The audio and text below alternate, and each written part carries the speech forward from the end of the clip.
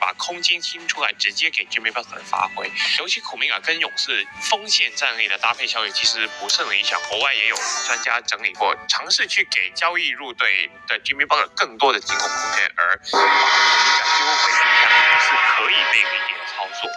但当勇士能切换持球和无球得分的人受伤确诊，那勇士就会陷入得分点不足的问题。这时候库明加就有被放上场的必要性了吧？库明加还是有相当优异的持球得分天赋，能够杀入禁区制造犯规，能在战术外自主创造自己的得分机会。那长远来看，库明加的团队如果希望在勇士续约，能够为勇士带来什么呢？这就牵扯到 Jimmy Butler 了。正如前面所说的，Butler 跟库明加的进攻定位是互有重叠的。目前的勇士处在一个很尴尬的时间轴 ，Butler 已经开始有老化的趋势，但库明加还没有办法马上去接班。勇士将自己的时间轴定义在 Curry 的现在，既然没有办法在 Butler 身边提供稳定的战力，库明加就不适任现在的勇士。但话锋一转，勇士要讨论的不只是现在对吧？还有若干年后 Curry 退休后的未来。目前看起来Moody 还有库明加要接班王朝当然是强人所难，但他们加上 Podziemski 还有 Tracy Jackson-Davis 几个人，如果全部留下，短期在1-2年内维持战绩，我觉得可能没有那么难啊。反正5年后西区应该全部都大换血。好，这句话5年前好像我们也在这样讲。因此，我觉得库明加的续约有2条路。第一个就是直接给他复数年合约，把薪资压在2000万以下，去赌他未来进攻的天赋能开发到什么的状态。另外一个就是减库明加的 QO， 也就是支持报价，再给他1年的时间，看看库明加有没有成长的可能性。那但是如果用 QO 去续约1年的话，赌注就是如果他明年真的打出优异的表现，其他球队开合约去抢库明加的话，勇士是没有办法匹配库明加的报价，就会白白失去库明加了。所以目前对库明加续约的考量，就取决于勇士对于他跟 Butler 和 Curry 身边打球未来进步了。不过到现在我还是觉得，勇士有续约库明加的必要。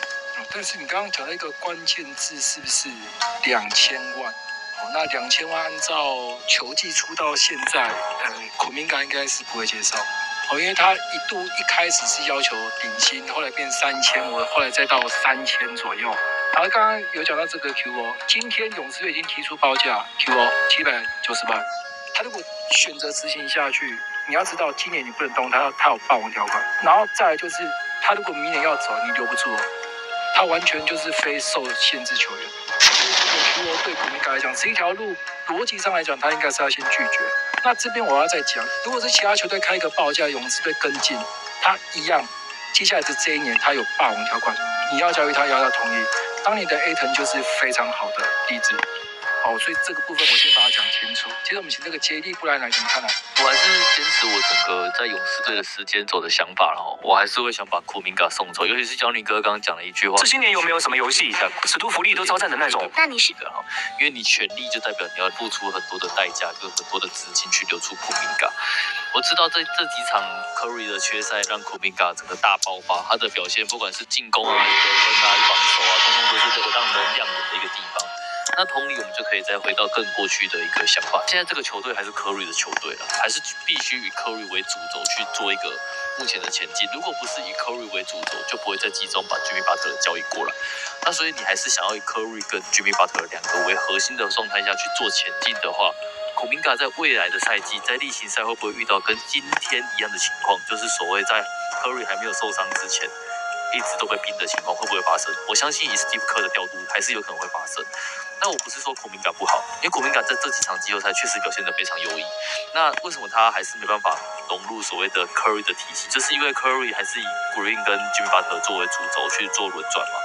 那但是库明加他的投射能力、他的接球攻击投射能力跟他的无球跑动能力，就是没有这么的顶天。他更适合的是一支可以把球权塞给他的球队。那所以现在勇士对于我来说，会适合库明加吗？我觉得两者其实是有点互相抵触的啦。那与其这样，你花了重金去把他留下来，留下来之后又没有给他发展空间，那其实对两者来说都是互相伤害。那与其要这样子互相伤害，我的想法就相对简单一点点。在季后赛打出这么亮眼的成绩，相信一定是自由市场上面的一条大鱼了。也不能说自由市场啊，就是被交易上面的一个球员算是一条大鱼啊。那既然他跟 Curry 为主的勇士体系不太适合，毕竟Moody这些球员或者 Porzingis 他们甘愿做绿叶，他们可以再把绿叶的角色做得很好。那与其这样的话，那不如去把你的阵容就借由库明加来去做一个升级。那我觉得这对于库明加来说，当他到一个可以有更多球权发挥的地方。那以 Curry 跟 Draymond Green、Butler 为主轴的这个三核心，继续去做球队的补强，觉得相对勇士来说，现在是会是一个更好的选择。就是这个休赛季就把库明加送走，然后去加强我的阵容，这是我的想法。所以杰蒂布兰的想法跟我球季中一模一样。如果你球季中问我这一题，我跟你保证就是送走、签换走了。那为什么我现在的态度会改变？第一个 ，Curry 受伤，他这个年纪受伤，特别是脚，我自己的看法，下个赛季不会更健康。那季后赛大家都有看，巴特的进攻大概就是这样。你不要去怪他，他不是 KD， 他在老八传，他也不是每场比赛都是50分，他不是，他就是指挥队友的防守，然后去串场，然后让当年 Robinson、让 Tyler Hero 他们去打出他们该有的特色水准，然后带贝尔的带有这样。所以你要求巴特每场比赛都给你30分、40分是不切实际的。好，然后今年巴特季后赛其实我在把我的下个赛季会更健康吗？我也不相信。以西区目前这么竞争的情况之下，如果下个赛季 Curry 小的部分一旦没有办法更健康，或者是巴特的年纪又长1岁了，水率又长1岁了，脾气又更差了，我觉得今年打灰狼队的库明加是值得讨论的。那就是表示你下个赛季如果你要度过例行赛，你没有足够的得分爆发力跟足够的人员，我个人的看法，下个赛季会很辛苦。你会不会撞进附加赛跟季后赛还是一回事？那这边我再绕回来。为什么我觉得该留库明加？第一个，他已经打出大家意料的身手，中距离也会跳，防守也 OK， 切入也会撞，然后3分线也会投。那他最大的问题就是他没有办法跟 Curry 去打这种所谓的无球的转换。我没有办法在场上同时又要得分，又要再兼顾到这个无球，他可能现在没有办法，这个必须巴特尔来。但是这个时候，我想要讲的是，那请问48分钟勇士都在打无球吗？下个赛季你还希望 Curry 每场比赛都上35分钟以上吗？我觉得没有我觉得你要看他们的年纪，他们年纪现在都已经35、6岁了。例行在82场比赛，万一一个不小心受伤，谁要跳出来？你要指望穆迪吗？你要指望先头子吗？你要指望 Porzingis 吗？你要知道 Porzingis 他目前可以有这么好的水准的发挥，是因为球季中巴特加入之后，他的正负值才由黑转正不然的话他还是被骂的、被交易的那一个。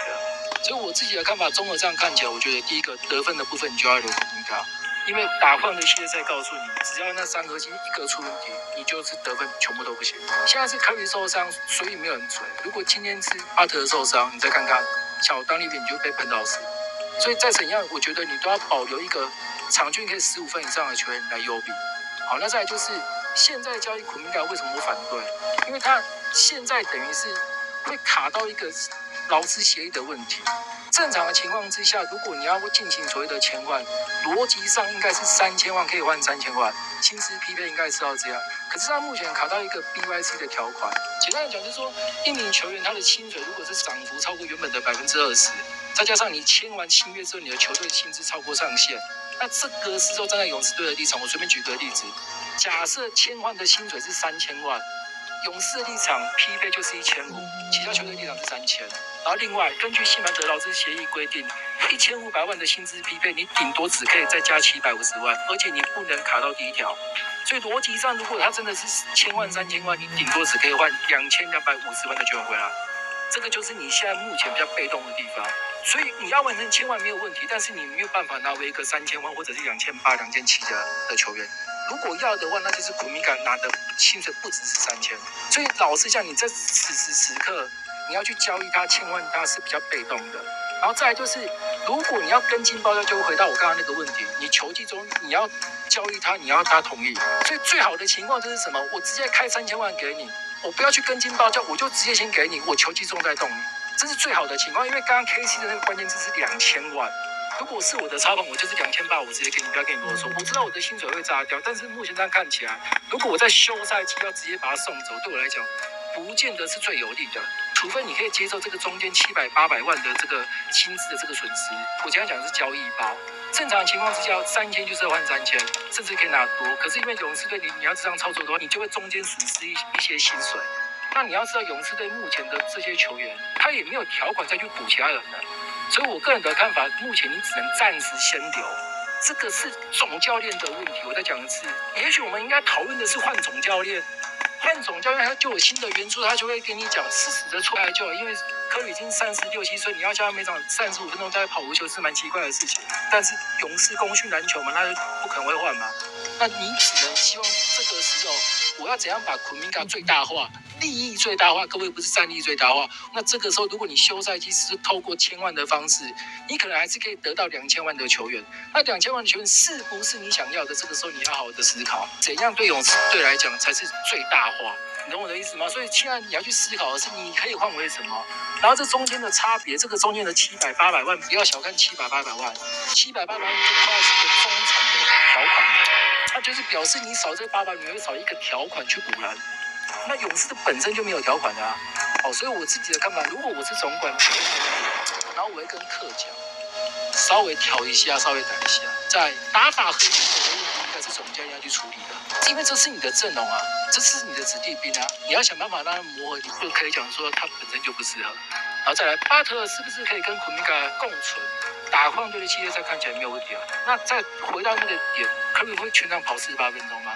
那怎么错开使用就考验总教练的功力，不是吗？我讲错吗？所以我个人的看法，先忍一下，大概是这样。那我完全就是从薪资的角度切入。那勇士的部分，我希望休赛季好好处理一下，真的啦，拜托好好处理一下。克你不要这么固执啊，该融入新的元素，你还是要融入新的元素啊，不要太固执。我最后补一句好吗？来，灰狼真的好强。Randle 真的好强，是 Finch 变强 ，Finch 人家会调整的啦 ，Finch 都会调整的，克你在这边坚持那一套不行的 ，OK 了哦。以上就是我们对这个库明加的一些想法。至于你认为勇士队该怎么操盘，也记得留言告诉我们。好，那我们先说聊 NBA 了哦。如果你觉得克要走的话，请你留言，拜拜。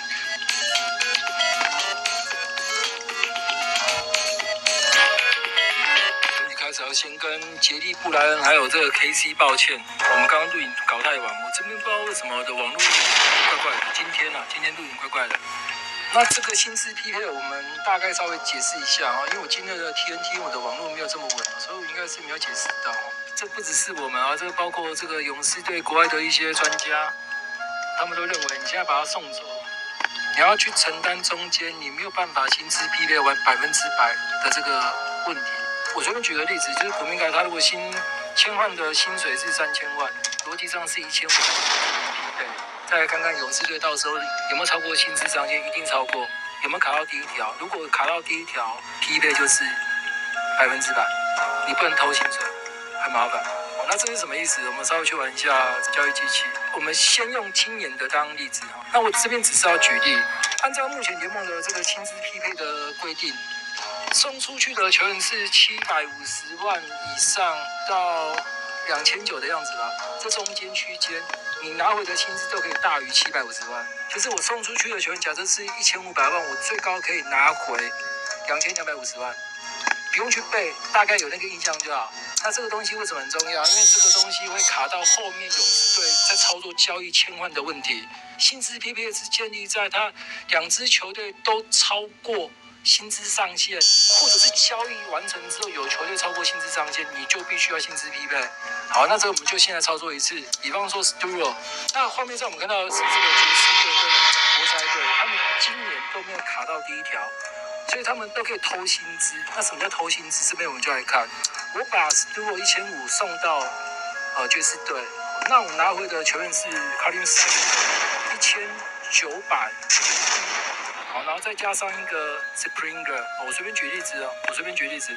那这2名球员加起来是2150，按下去，它是可以超过的哦，所以它就不是1500换1500。那因为2支球队都没有超过第一条，它就可以这样玩。它这边其实就有规定，有看到吗？1500的薪资，你最高可以拿回2250，这叫做薪资匹配。前提是你不能超过第一条。好，那接着我们就要倒回来。好，那这边我把球队换成湖人队。湖人队今年是超过第一条，然后我是用 Finney Smith， 它是1500哦，到爵士不行哦，有看到吗？不行，因为湖人队超过第一条，所以你就不能投。下个赛季的勇士队目前台面上看到已经1.7了，那下个赛季的第一条是1.96，换句话讲，你只要库明加的薪水是签那种3000万的，原则上你就超过了。他目前的卡这个条款是以他的新合约的一半去进行交易，简单讲就是他的新合约假设是3000万，那他的薪资必备就是以1500万去算，就是你必须要去承担，你没有办法把他的薪资最大化、利益最大化，你要去承担这个部分。所以在现在这个情况之下，你想了千万是我利用他的离队的这个合约，我去换其他球员回来，这个部分 OK。好，但是你有可能中间会损失750、1000万甚至1500的战力，不要小看那几百万，有时候补人就只差那几百万。另外，我再跟大家讲，小佩腾、小库里那些有鸟权你全部都要留，不然你就只能希望其他的球员用底薪加，因为你也没条款，小麻烦。好，这个是跟你讲一下。那薪资匹配的部分，我们再来看看明天的影片是不是从后面花絮再补上去，因为这东西要讲清楚，没有讲清楚，你可能不太知道我在讲什么。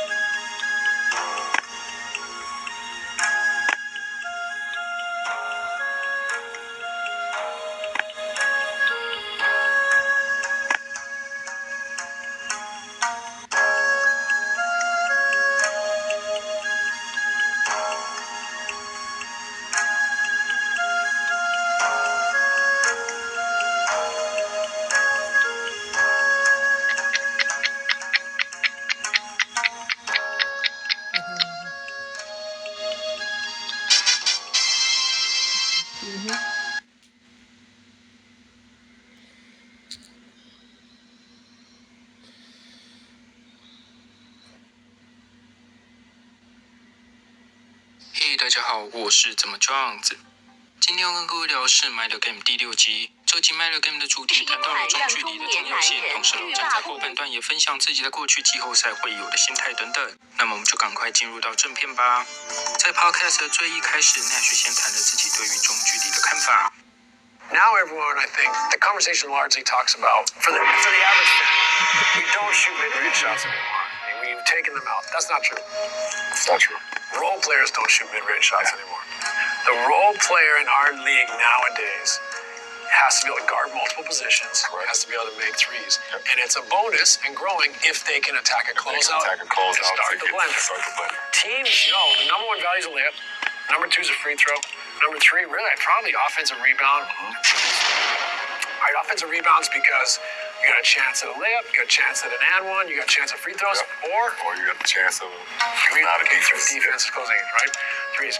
接着，Nash 也提到，中距离几乎是联盟一线球星都必备的技能，像是今年的 MVP 热门人选 SGA 就是著名的中距离好手。Giannis 也开始有一些中长距离的进攻，以及 Jokic、KD、Luka 等等都是。也因为对手会优先守住发动机的外线和切入，这也是为何中距离对于主要持球点重要的理由。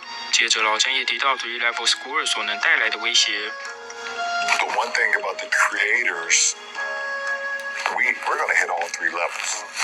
And in order to be able to hit all 3 levels, it gives your teammates even more opportunities to do what they are out there to do. The creators in our game have always worked on mid-ranges, either if it's mid-range pull-ups, mid-range floaters, turning drives into back downs, to be in the mid-range. Like, for me, even mid-range post-ups. Even mid-range post-ups. Your former teammate Dirk mastered the nail ISO, and at the time when Dirk was in his prime and doing his thing, it was, I can get all the way to the rim. I can back you down from here, or I can face you up and shoot. No dribbles, use all my footwork, use all my pivots, and I'm gonna keep the defense so at bay and off balance that it's always gonna work to the benefit of our team. 接着 ，Nash 再次论证中距离依然在现在联盟扮演重要角色，并举例像是尼克没有 Bronson 的中距离，雷霆没有 SGA 的中距离会是多难以想象。老詹这边也拿季后赛做出例子。Especially in the postseason, when things become even more dialed in and strategic about the game plan, you have, throughout the course of the regular season, if you're playing against a certain team, you have a shoot-around maybe, and then you have a pre-game 20-minute conversation to prepare for it. Maybe. In the postseason, you have days and days and days to be able to prepare and also be able to still prepare throughout the series. To be able to lock in on personnel, lock in on keys, lock in on what we want to try to make you do. So if you have these 3-level guys that can keep the defense, no matter what you try to implement, you take away the 3. I get to the mid-range, you take it to the mid-range, I can get to the hole. You try to press up too much, now I can draw fouls. 而 Nash 这边也提到，虽然已经有许多数据证明中距离不是一个有效率的出手，但因为对手往往会优先针对外线和禁区去布阵，因此若能把握中距离的话，就能有效打击对手的防线，甚至能够借此逐渐找到自己的比赛节奏。接着两人聊到联盟中有许多擅长中距离的球员，而且都能够稳稳投入对抗下的中距离。But it's just certain guys that are literally assassins at contested twos. Shea being one of them, DeMar DeRozan being one of them, Kevin Durant, Kyrie Irving. These guys those are layups. They'd much rather you contest than not contest. Right. It's literally their rhythm. And it's a challenge for a player when you're guarding these guys and you say, shit, I just made him take a contested two. And he keeps making it. 现今联盟里的顶尖持球手，真的有不少人都具备这样的能力。除了老詹提到的几位，还有像是 Bronson、Kawhi， 甚至今年的灰熊 Triple J 也有顶尖的中距离抛投终结手段。老詹也说，对于这些球员，你只能祈祷他投不进，但当对手持续把握的时候，真的会搞砸防守者的心态。接着两人进入到下一个话题，是对于收官时刻该如何掌控比赛。And it's definitely a great feeling when you, like you said, have that control and you know if I go to this set or if I run this Or find this spacing. if I get spacing, I know exactly how this is going to pill out. I know exactly how it's going to pill out. Like whatever action that I do, I know the reactions. You win your matchup, and then there's a domino. And it's a domino effect, and that's a beautiful feeling. 但老詹也提到，有时候你即便进入到那个感觉，也可能拿不下比赛，但你必须得相信训练时的一切。训练很多时间，并不代表你一定能投入制胜球，或是肯定能带来胜利，而是想要确保自己在关键时刻进入到状态内。接着，两人谈到为何正确的心态很重要。Yeah, absolutely. I think the most important thing for me early on in my career was just the feeling of not wanting to let people down. I had to get over that. 100%. When you don't know quite how to handle that emotion, it's like, oh shit, if I miss this shot, I've let a lot of people down. Or if I make a bad play, I'll let so many people down. And it took years. Sure. Like it took years for me. Like even like my second time in the finals, like my first year with the Heat, like I wanted to win so bad. I also had the fear of letting so many people down. 老詹也说自己在当时害怕做错某些决策，而导致协助训练的人感到失望，但后来才发现他们其实并不会因此在意。老詹说自己花了很多年才克服这件事。接着 Nash 问关于老詹经常在关键时刻选择传球而被诟病，对于这件事是怎么想的 I knew I was taught the game the right way as a kid because when we won, we won. It worked. It really worked. Like I realized that like when I got into the NBA, I won 3 state championships in high school. And when I thought it was something that like all NBA players did. I thought like if you were one of the best players in the world or you're one of the best players on your high school team, like you should be able to win a state championship. Right. And I got in the NBA and there was a lot of guys that never won a state championship, that never won an AAU Nationals finals, that never won. And I was like, oh my goodness. I absolutely was taught the game the right way. And we all succeeded and had fun doing it. Like it brought so much enjoyment to be able to play the game the right way. If it was, I never averaged more than 30 points in high school. I think my highest average was like 27, 28, I believe. Sure. I know for sure. Because it wasn't about that. Yeah, it wasn't about that. I could have averaged 50 points a game if I wanted to, right, my junior and senior year. But it was never about that. It was about how can I maximize my teammates? How can I get the most out of my teammates in order for all of us to be successful? Podcast 最后，老詹拿泡泡冠军那年遇上热火，当时闹得沸沸扬扬的 Danny Green 关键3分做出举例，我们就以这段当做今天的结尾吧。Been in the 2020 finals when I played in the finals, and I had an unbelievable game and one of the games to close out the Heat in the finals, and I drove the ball. 2 or 3 defenders came, and I found Danny Green wide open for a 3, and he missed it, and we went to a game 5, I believe, or game 6. You take it every time. And I'll take it every time. I take it every time. And people like, why didn't you take the shot? He should have took the shot. There you go again, passing the shot. Like, it's one of the, I don't know the quote verbatim, like, but Theodore Roosevelt, Headline, the man in the arena. Man in the arena. The man in the arena. It's like one of my favorite quotes about, being mirrored with dust and everything. Right. And it's always the guy that's not in the arena is the one that's the loudest and talks the loudest. You've never stepped foot in an arena, so how can you ever challenge what I am doing? It's like. 好了，那以上就是今天的影片。喜欢这部影片，请记得按赞、订阅及分享给更多人知道我是怎么撞。我们下次再见喽。